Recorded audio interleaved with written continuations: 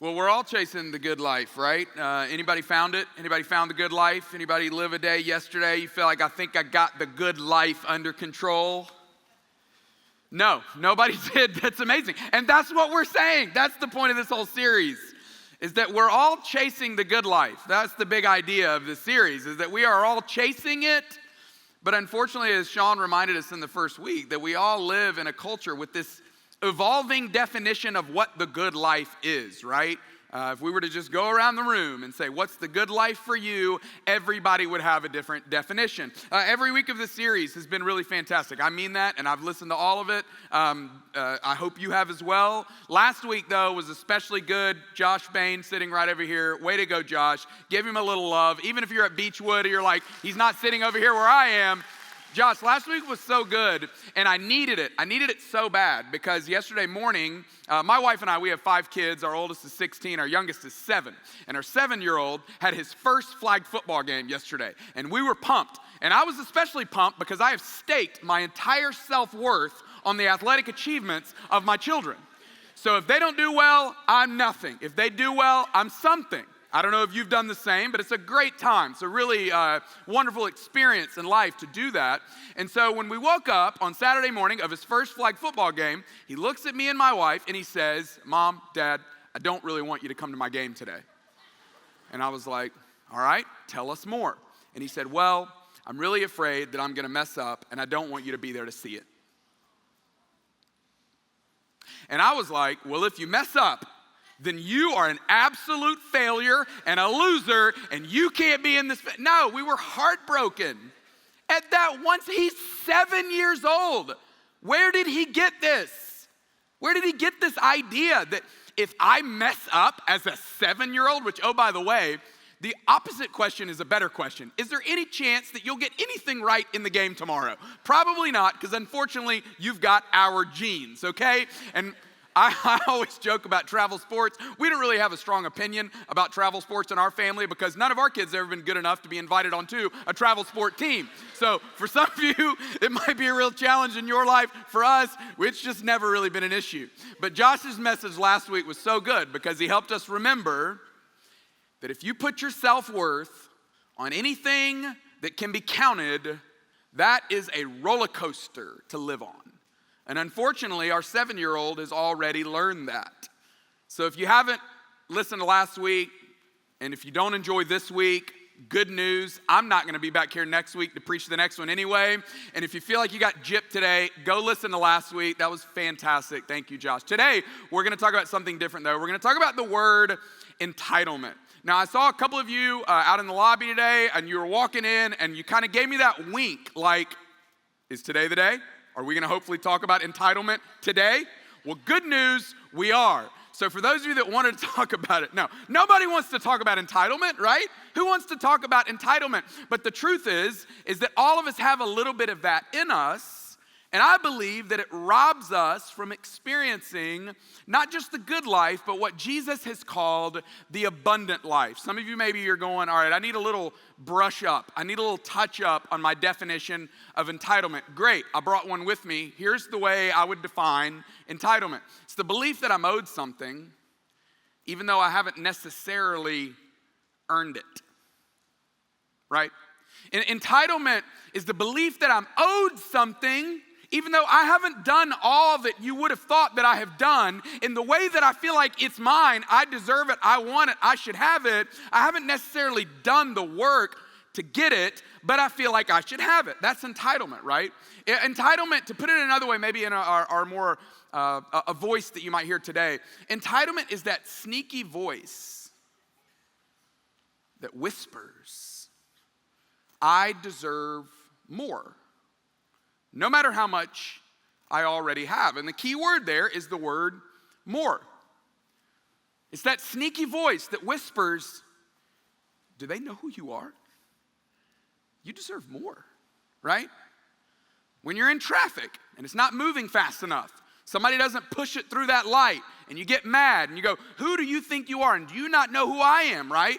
When you're at the restaurant and the server messes up your order, when you're at the DMV and it takes a little longer than it's supposed to take, when your Amazon package takes 2 days to get delivered to you and you go, I deserve more. But listen, we live in the most resourced culture, the most resourced society that has ever walked planet Earth, yet dissatisfaction is rampant, right?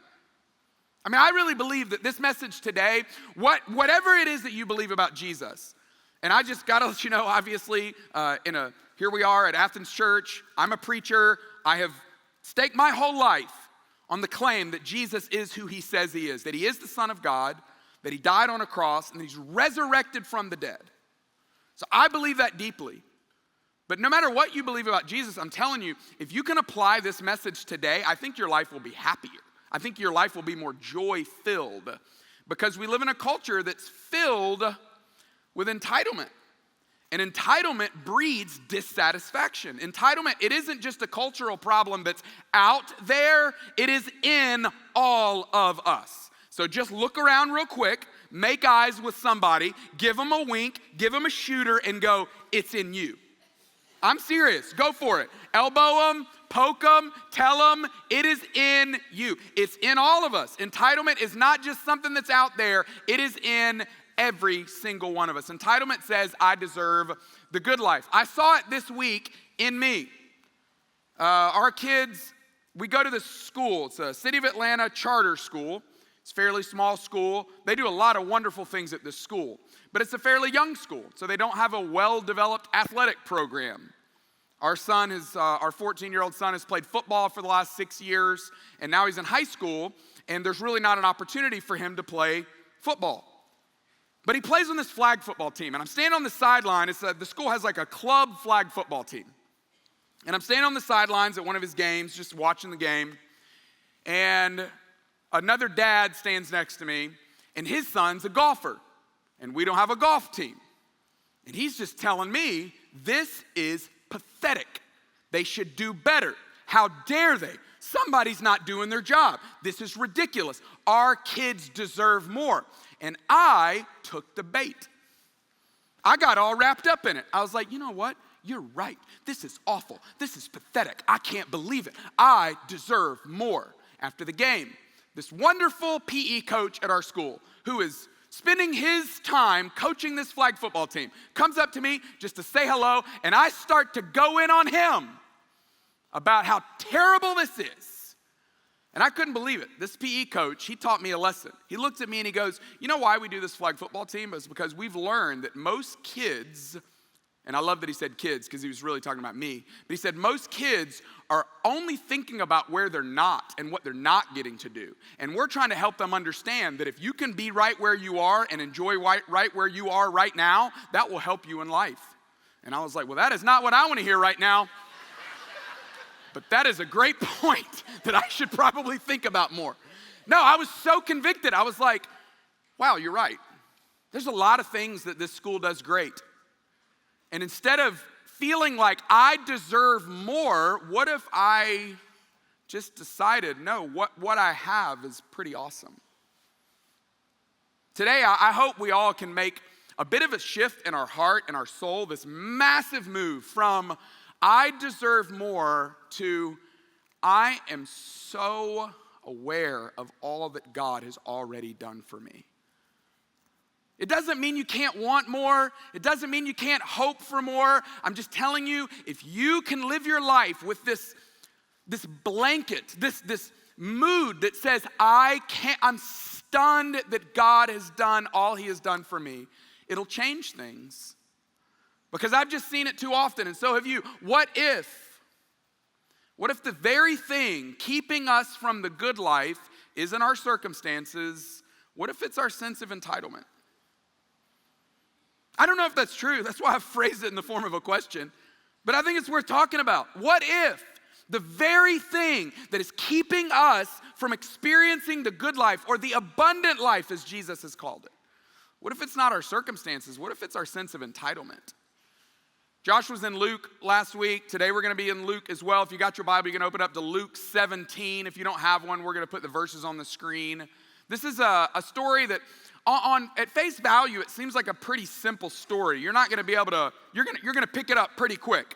I mean, even if you're missing some fries in your Happy Meal, even if you're a knife or a fork short of having a full drawer, even if you're a little slow on the uptick, I'm telling you, you'll be able to get this story today.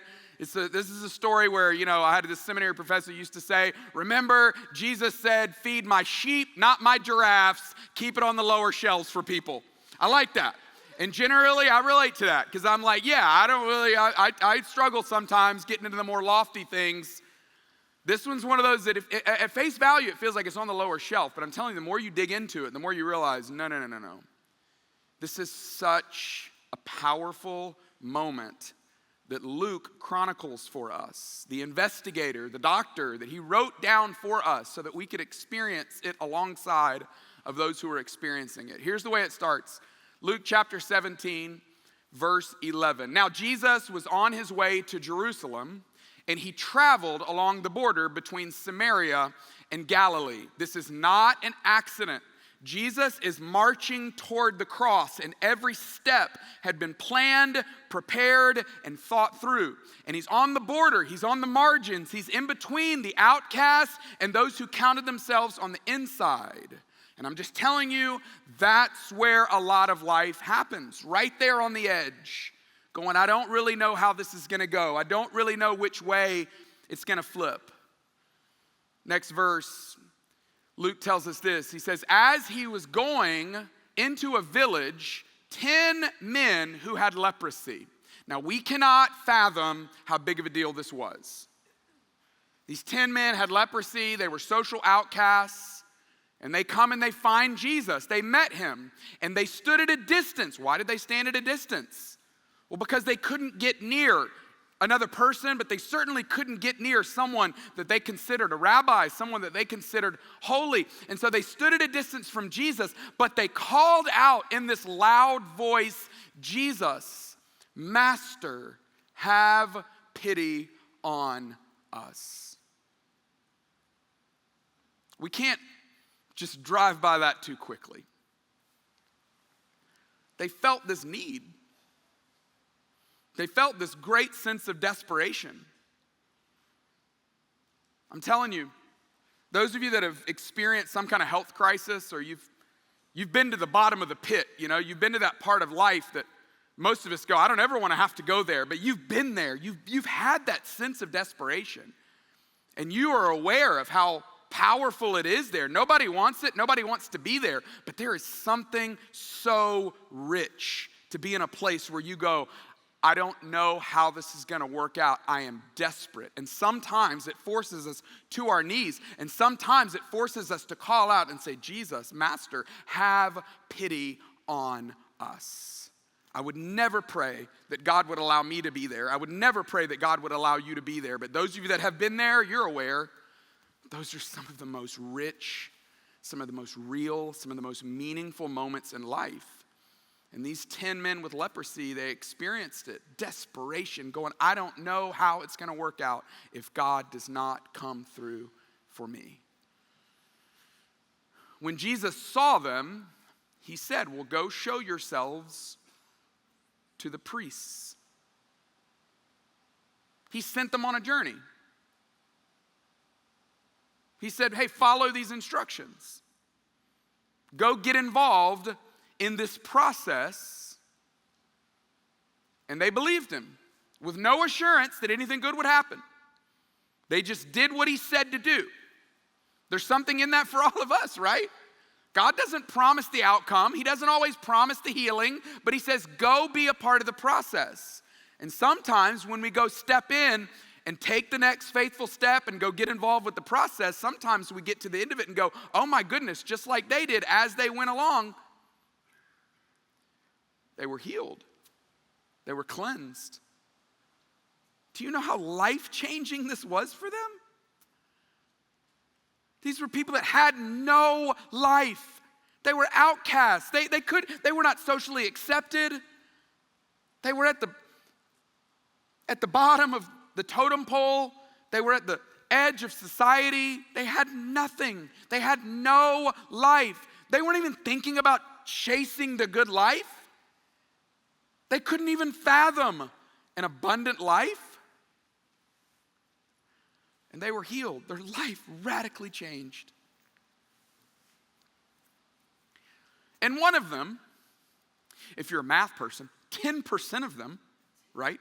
1 out of 10. Some of you are like, I was told there would be no math. That's the only math. 1 out of 10, just one. When he saw that he was healed, he came back. He came back praising God in a what kind of voice? Yeah, thank you. In a loud voice. In a socially unacceptable voice. Shh, don't get crazy. Don't be weird. Don't let people think that there's anything odd going on. No, he's going, I don't care, right?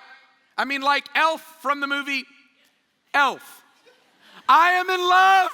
I'm in love, and I don't care who knows it, right?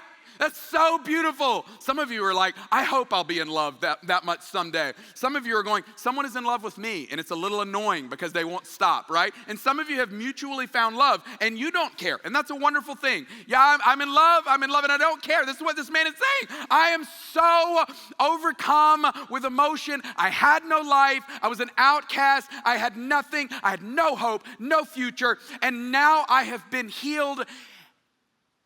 And he wants everybody to know about it. Or maybe he doesn't want everybody to know about it. He's just like, I can't contain the energy. I can't contain the joy. This is what gratitude does. Gratitude, I don't know if gratitude is the opposite of entitlement, but I do believe it's the antidote of entitlement. Gratitude is the thing that fixes entitlement.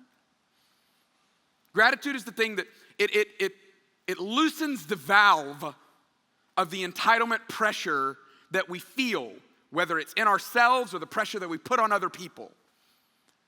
And gratitude magnifies the gift. Gratitude shines a light on the gift, on the thing that was given to me, the thing that was done for me. Gratitude goes, I don't care about the volume. I don't care that I'm socially unacceptable. I don't care that this might be disturbing to you. Someone has done something life-changing for me, and I can't stop talking about it. That's what gratitude does. This man threw himself, Luke verse 16 of chapter 17 says, he threw himself at Jesus' feet and he thanked him. And then Luke goes, and also, you know what? Bum, bum, bum. He was a Samaritan. And everybody everybody listening to this goes, oh, he was a what? Luke's going, yeah. God used the outcast of the outcasts to teach us all something profound. Jesus is always doing that. God's always using those who are not the religious ones to teach the religious ones. He's always using the ones who are not accepted to teach those who think they're socially accepted.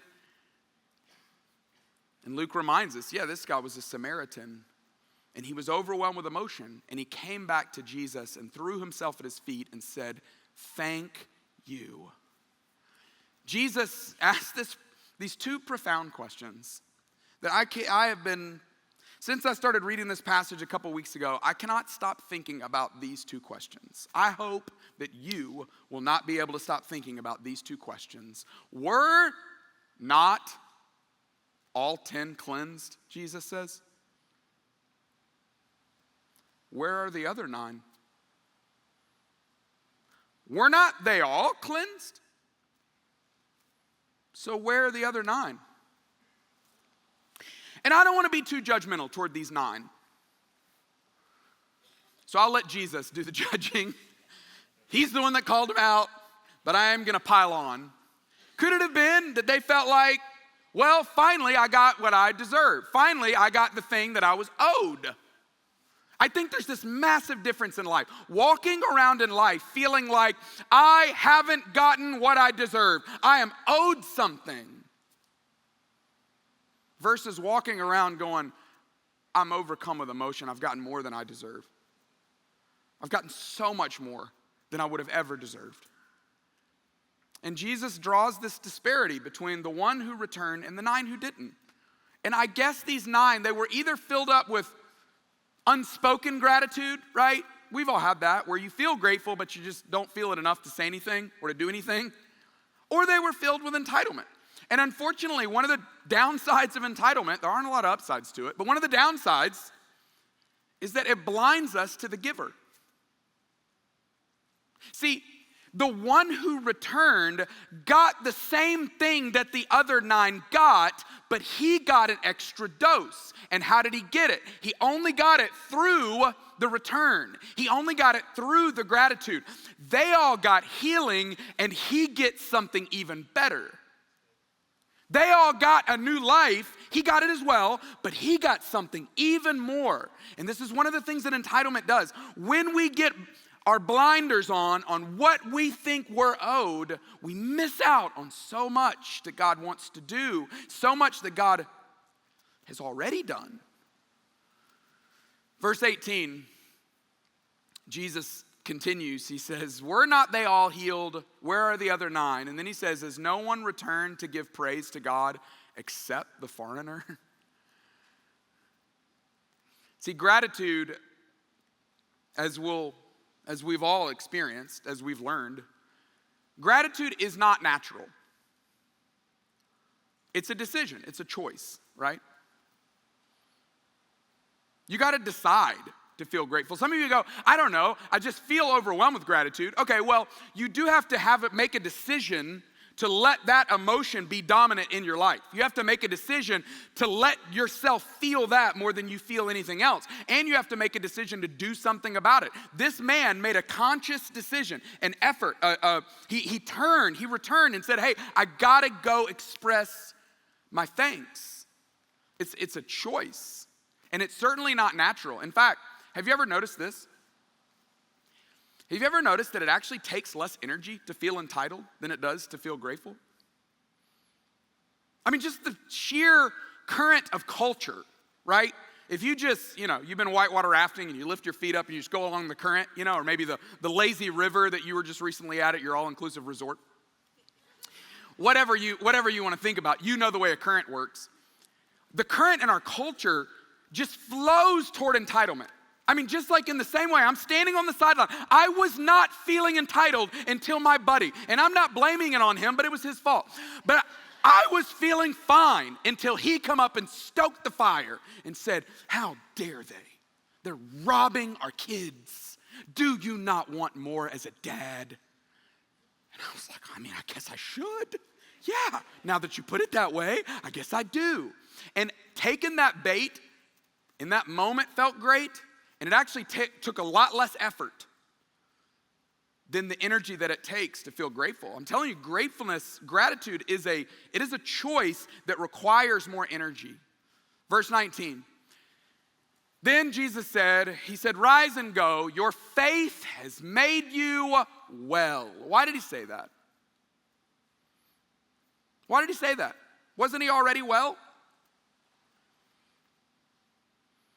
Yeah, see, Jesus knew, just like he knows now, these earthly things that you want, even if you get them, they're not going to fulfill you long term. And they certainly don't have the power to defeat the greatest enemies that we all face. The sin that is in us and the death that's coming for all of us. I mean, this is wild to think about, but you know what happened at the end of the story to all the 10 of them? They all died, right? I mean, this is what happens to all of us. But this man, he got something extra. Jesus said, your faith has made you well. He somehow experienced salvation in that moment. I don't know that these other 9 didn't, but I just know that this one did. That he got this extra dose. That he got this thing that was the game changer. That he got this thing that was something he never even expected or understood or could have anticipated. And that's what gratitude does. I'm telling you, entitlement wants to rob joy from your life. Gratitude wants to connect you to your maker.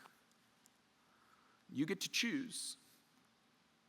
So I tried to make a little game plan, okay, what do we go do? This is just really for, I see some of you that are note takers, which way to go if you're a note taker. I found that is one of the secrets to life, right? Is just be a person that writes stuff down. For me, it helps me to not forget things, but also it's just a great practice, right? For those of you that are not note takers, don't worry, but just grab your phone and text somebody or check your fantasy lineup, but act like you're taking notes. That'll be great too. I'm gonna give you just a simple game plan based on what we just read, based on Luke 17. So what do we need to do? What do we do about this? Number one, name the entitlement. Just name it. Where do you feel like you deserve more? Is there anything wrong with wanting more for your kids? No. Is there anything wrong with feeling like your kids deserve more? I don't know if there's anything wrong with it, but it will rob joy from your life. Is there anything wrong with wanting the traffic to move a little quicker? Is there anything wrong with feeling like people are in your way?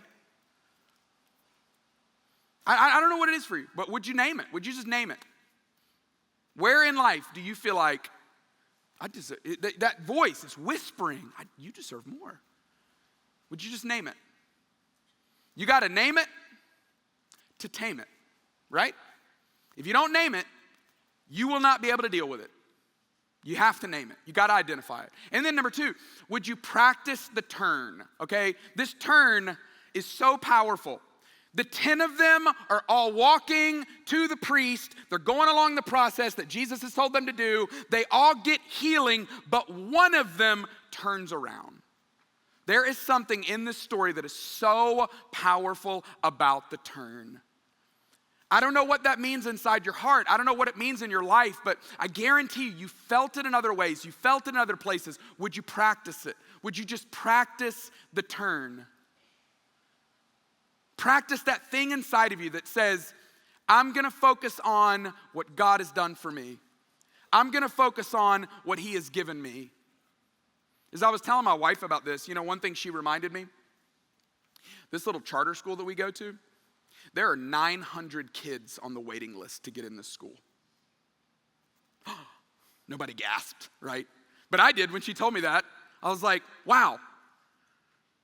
That allows me to think differently about what we have versus what we don't have, right? I'm telling you, when you practice it, you got to practice it regularly. You got to decide, I'm going to focus on what I have. I'm going to focus on what God has done for me. Thirdly, would you make gratitude visible? Would you make gratitude visible? Or make it, this man didn't just make it, he made it visible because he went, but he also, remember that part of the story where he makes it loud? He made it audible as well. Make it loud. Make it visible. Unexpressed gratitude, it's wild the way it works, but when somebody experiences gratitude that's not expressed, they sometimes think, oh, well, you must not be grateful, right? No, I am grateful. This happens all the time. I'll walk into the kitchen, or I'll walk into dinner, or I'll walk into something my wife's done, and she's like, did you notice? And I'm like, oh my gosh, I totally noticed. She's like, well, you didn't say anything. This man has been caught in the same trap, right? Doesn't matter at that point. Scoreboard, already, runaway, blowout, over. Right? Because if you don't say it, it doesn't matter. You got to make it visible. You got to say it. You got to write it. You got to speak it. You got to do something about it. And then last one, would you be willing to choose gratitude daily? You got to choose it daily. Why? Because it is like a muscle that if you don't work it out, it atrophies. But if you work it out, it builds, it grows. And this is what's brilliant about God trying to help us understand this. When you decide, I'm going to start looking for the things to be grateful for, as opposed to the things that I feel like I deserve, what happens? They end up showing up more, right? And it's not that they weren't already there, but you train your eye, train your awareness to start seeing it, right? You start paying attention to the things that have always been there, that you've always had, that God has already done for you, that you have somehow just failed to see. Last night, our 14-year-old son, this is wonderful when your kid's into something that you're also into, right? I've been a big James Taylor fan since I was a, youngster. And our 14-year-old son, he's like into James Taylor. I'm like, that's awesome. He was playing a concert around the corner from us. And I was like, hey, would you want to go? And he was like, heck yeah, that would be awesome. Well, we're walking into the concert and he's looking around going, I am by far the youngest person here. And I'm like, I haven't wanted to make that observation for you, but yes, there are not a lot of 14-year-olds listening to James Taylor, right? So James Taylor's up on stage, and it's all these, we're just surrounded. It is like boomer country, right? Just all the boomers are there. And teenagers, they make fun of everything, right? And so I was just glad that I was not the subject of him making fun of something, so I joined in on the making fun of. It just felt right, felt better. And James Taylor's up there playing like, in my mind, I'm going to Carolina. You know what I'm saying? That song. And this man sitting right in front of us, just tears flowing down his face. Some of you that are over 60, you're like, what's unusual about that? You turn 60. For me at 45, you just start crying at things, right? Because he was making fun of this guy, being like, what is he, from Carolina? I'm like, I don't know, maybe, And he was like, what did he fall in love in Carolina? I'm like, maybe, like somebody die in Carolina. I'm like, yeah, all those things may be true. I don't know, man. Like, why are we making fun of this guy crying? There was something about it that I understood as a 14-year-old that's kind of hilarious. As a 45-year-old that has the tendency to get jaded in life, I was actually kind of moved by the guy. I'm like, I don't know why you're crying over that song, but it's doing something in you. And maybe that's a good thing, right? Jesus said, were not all 10 healed? Where are they? And I just wonder, for me, as I've been thinking about this, when's the last time I have been overwhelmed with emotion? Not at what I'm angry at, not at what I feel like I deserve, but at what I feel like God has already done. So some of you know this because when you look back at your story, you can't believe that God has you where he has you. The blessings in your life, the moments that haven't gone your way that he's turned for good, it's overwhelming. It is honestly kind of emotional. And the world says that the good life is in getting what you want. But Jesus says, no. The good life is in delighting in what you already have in him. That's where the good life is. In fact, instead of chasing the good life, choosing the abundant life is about saying, hey, I'm going to focus on what I already have in him. Is that going to, from time to time, make me verklempt? Maybe. But I don't care. Because I'm just overwhelmed with what he's done for me. So the band's gonna come, they're gonna play this song, and we're just gonna give you an opportunity to, whatever you need to do. Have a cry fest if you want. Some of you are like, leave is what I'm gonna do. We'd rather you not, but I get it. I run from my negative emotions too. You're not the only one. But I wanna give you a chance to just say, God, here's what I'm grateful for. And so, Father, we just wanna be people that are open and honest and willing to say, yeah, I know everybody in life is telling me you deserve more. Are you really going to let that happen? How dare you? And God, I get that breeds entitlement in us, and it causes us to focus on the wrong thing. Father, in this moment right now, God, would you make it so clear in every one of our hearts what you've already done for us. God, there's probably somebody here that's thinking, I don't know what he's done for me. Father, would you make it clear by your power? Would you let that person know that you have been called by name by the Almighty God? He knows your name. And God, would you let them see, maybe for the first time, that Jesus' death on the cross is the payment for all the wrong they've ever done, all the right that they didn't do they were supposed to do. And Father, your resurrection, it speaks hope into every hopeless situation that we could ever face. And so, Father, today we just want to be people that just for a minute or two, we just are overwhelmed by that. We're just overwhelmed by all you've done for us.